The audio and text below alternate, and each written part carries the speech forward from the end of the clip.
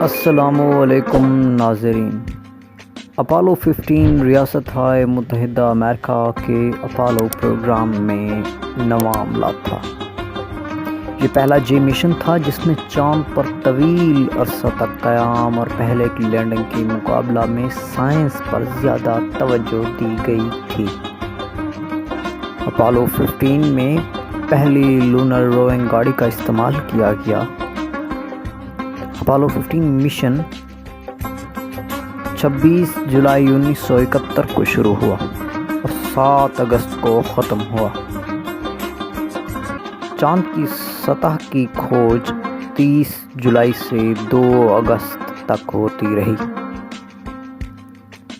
Commander David Scott اور چاند گاڑی، جسے لونر روئنگ گاڑی کا نام دیا جاتا ہے، جس کی سپیڈ 18 سے 20 کلومیٹر ایک گھنٹہ تھی، وہ اور اس کا ساتھی پائلٹ جیمز اروین پیڈلی نے اسے استعمال کر کے چاند پر مقامی علاقے کی تلاش شروع کر دی۔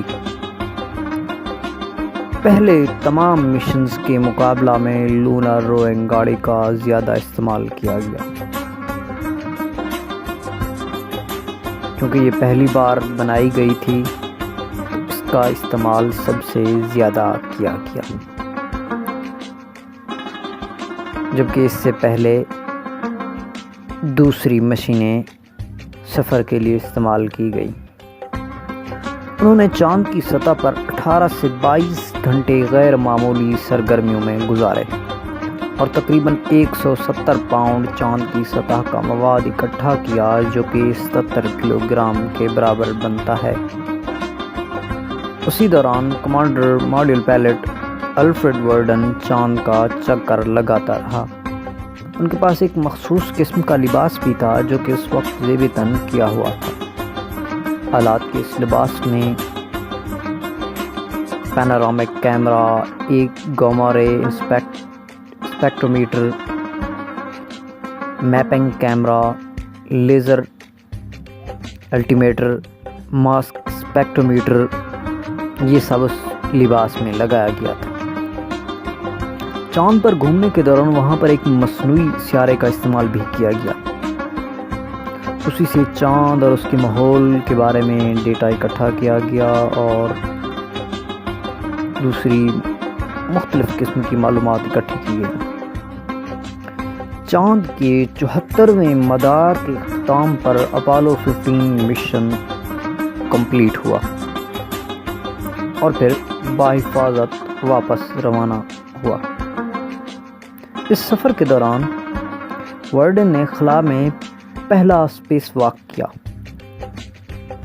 اپولو 15 مشن 7 اگست کو اپنے 3 پیراشوٹ میں سے ان میں سے ایک ضائع ہو گیا تھا۔ اس کے باوجود زمین پر بحفاظت لینڈ کیا۔ اپولو 15 مشن کی چاند گاڑی کو اپولو 16 اور 17 مشن کے لیے بھی استعمال کیا گیا۔ مشن نے اپنے تمام اہداف کو پورا کر لیا تھا، لیکن 1 سال بعد اس مشن کی محنت تب متاثر ہوئی جب ایک منفی تشہیر سے یہ بات سامنے آئی کہ اپولو 15 کے عملے نے کچھ ڈاک ٹکٹس بنائے جنہیں مغربی جرمنی کے کچھ اسٹام ڈیلروں کو بیچا گیا۔ اس لیے اپولو 15 کے عملے کی سرزنش کی گئی اور وہ پھر خلا میں دوبارہ کبھی نہیں اڑ سکے۔ اپولو 15 مشن کو جینیسس راک کی دریافت کی وجہ سے یاد کیا جاتا ہے۔ گیلیلیو کے نظریے کو درست ثابت کرنے کے لیے اسکاٹ کے ہتھوڑے اور پنکھ کے استعمال کو بھی یاد کیا جاتا ہے۔ اس میں ہوا کی مزاحمت، کشش ثقل اور چیزوں کے گرنے کی شرح کو دیکھا جاتا ہے۔ یہ تھی اپولو 15 مشن کی کہانی۔ ایک نئی دلچسپ ویڈیو کے ساتھ دوبارہ حاضر ہوں گے۔ تب تک اپنا اور ہمارے چینل کا خیال رکھیے۔ اللہ نگہبان۔